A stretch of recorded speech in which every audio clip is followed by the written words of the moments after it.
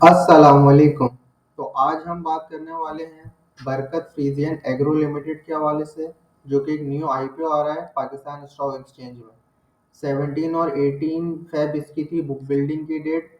13 से 18 का इसका प्राइस था, जो प्राइस बैंड था। और इस वीडियो में हम जानेंगे कि कंपनी करती क्या है, कंपनी के जो मेन क्लाइंट्स हैं वो क्या हैं, प्लस कंपनी के प्रोडक्ट्स क्या हैं, और कंपनी के फाइनेंशियल्स कैसे हैं, और क्या हमें इस कंपनी में इन्वेस्ट करना चाहिए या फिर नहीं।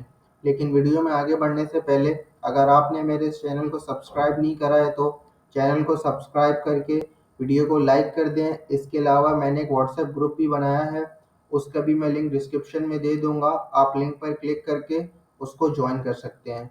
तो चलें वीडियो शुरू करते हैं। जैसे नाम से ही पता चल रहा है कि ये एग की कंपनी है, बरकत फ्रीजियन एग्रो। तो ये पाकिस्तान की जो है लार्जेस्ट एग के प्रोडक्ट्स मैन्युफैक्चरर हैं। यानी कि ये बनाते हैं जो एग पेस्चराइज करके बेचते हैं। डायरेक्ट रॉ एग नहीं बेचते, एग को पहले प्रोसेस करते हैं फिर सेल करते हैं। ये पोल्ट्री फार्म से एग उठाते हैं, उसको मशीन से पेस्चराइज करते हैं, उसके बाद उसको सेल करते हैं लिक्विड फॉर्म में। इनके जो मेन क्लाइंट्स हैं जो इनसे फिनिश प्रोडक्ट खरीदते हैं वो मेनली केक्स, बिस्किट्स और क्रीम्स और जो सॉसेज मैन्युफैक्चरर हैं वो हैं। सबसे पहले हम इसका आके जो इन्होंने प्रोस्पेक्टस दिया था ये देखते हैं। इसमें नीचे आके हम देखते हैं जो इनके जो मेन क्लाइंट्स हैं सबसे पहले वो क्या है। बिजनेस तो मैंने आपको बता दिया, ये बेचते हैं पेस्चराइज्ड एग। नीचे आके हम इनके देखेंगे कि इनके जो मेन कस्टमर्स हैं वो कौन से हैं। सबसे पहले इसके अगर कंपनी के हम यहाँ प्रोडक्ट्स देख लें तो कंपनी के 3 प्रोडक्ट्स हैं: pasteurize whole egg, pasteurize egg yolk और पेस्चराइज एग वाइट। यानी कि ये पूरा अंडा भी पेस्चराइज करके बेचते हैं, सिर्फ जर्दी भी बेचते हैं और सिर्फ सफ़ेदी भी पेस्चराइज करके बेचते हैं। नीचे आके इनके देखते हैं इनके जो कस्टमर्स हैं वो कौन से हैं। ये रहे कंपनी के सारे, जो इसको मैं थोड़ा सा जूम करता हूँ। ये कंपनी के सारे वो कस्टमर्स हैं जो इनसे सामान खरीदते हैं। सबसे पहला है इंग्लिश बिस्किट मैन्युफैक्चरर, ईबीएम वाले जो हैं ये इनसे खरीदते हैं होल एग। साल 2022 में इन्होंने इनसे 800 मिलियन की खरीदे थे, फिर वो 1400 मिलियन पे गए और अब 2100 मिलियन पे गए। तो आप इंक्रीज देख सकते हैं कि इनके प्रोडक्ट्स की डिमांड कितनी तेजी से बढ़ रही है। कोरोनेट फूड्स प्राइवेट लिमिटेड देख लें तो 560 थी, फिर 646 हुई, फिर 1000 हुए।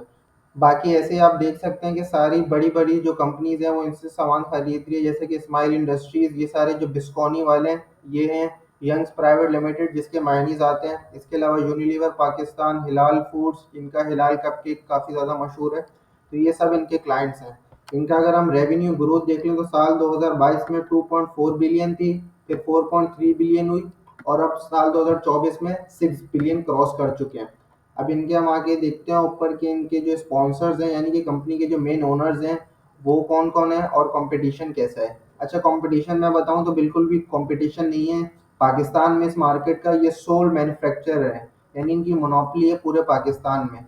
इनका जो मेन प्लांट है वो कराची में है, जिसकी कैपेसिटी 17,000 मेट्रिक टन है। और अब ये जो पैसे रेस कर रहे हैं, ये लोग रेस कर रहे हैं 900 मिलियन। और ये इसलिए रेस कर रहे हैं क्योंकि जो इनका अभी एग्जिस्टिंग प्लांट है वो 90% कैपेसिटी पर है।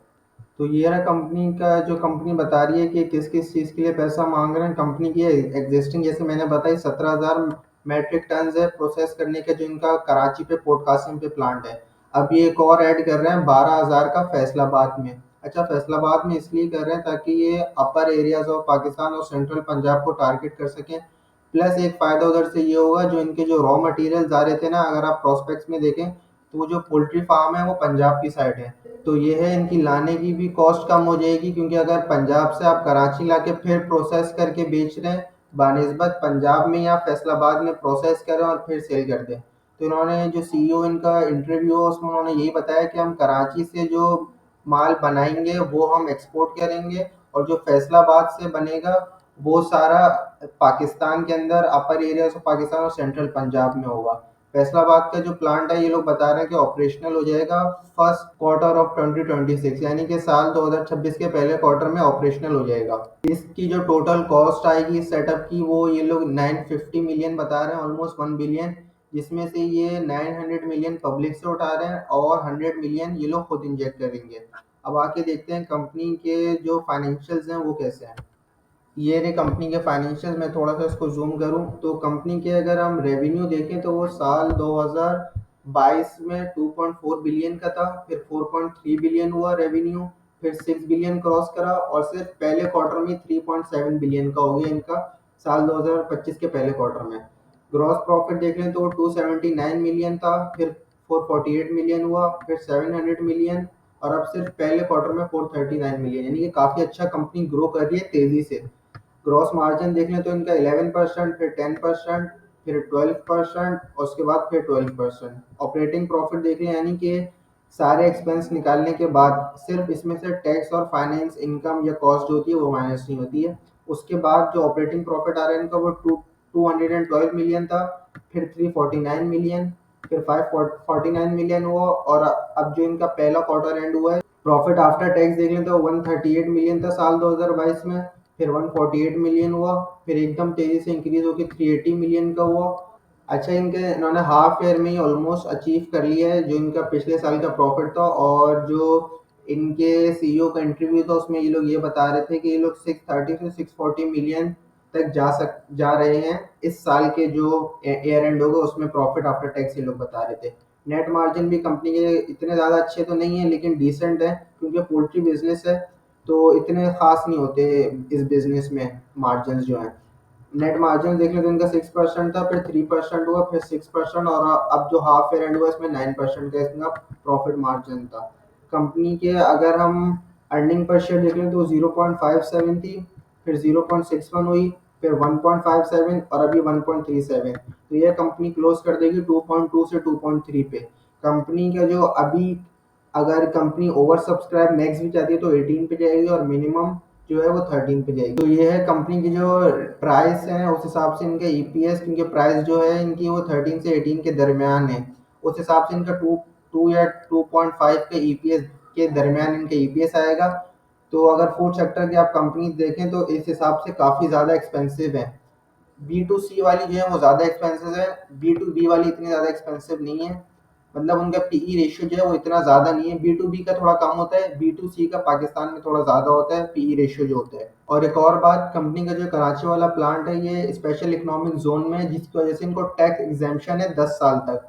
2019 में ये प्लांट ऑपरेशनल हुआ था, तो उसके बाद से 10 साल यानी कि 2029 तक इनको टैक्स एग्जेम्पशन है।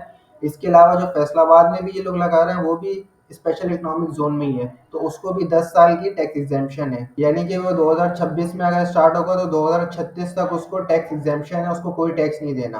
अब आगे कंपनी के हम हाफ ईयर के रिजल्ट देख लेते हैं थोड़ा सा जूम इन करके, जिसमें इनके सारे जो ऑपरेटिंग एक्सपेंसेस हैं, सेल्स, वो सारी चीज़ें बताई हुई हैं। कंपनी की अगर हम सेल्स देख लें तो साल 2023 के हाफ ईयर में कंपनी की सेल्स 3 बिलियन थी, और इस साल वो ऑलमोस्ट 25 से 30% इंक्रीज करके 3.8 बिलियन की हो गई है। कॉस्ट ऑफ सेल्स कंपनी की 2.7 बिलियन से बढ़कर 3.3 बिलियन की हुई है, और ग्रॉस प्रॉफिट देख लें तो 316 मिलियन से बढ़कर 439 मिलियन का हुआ है।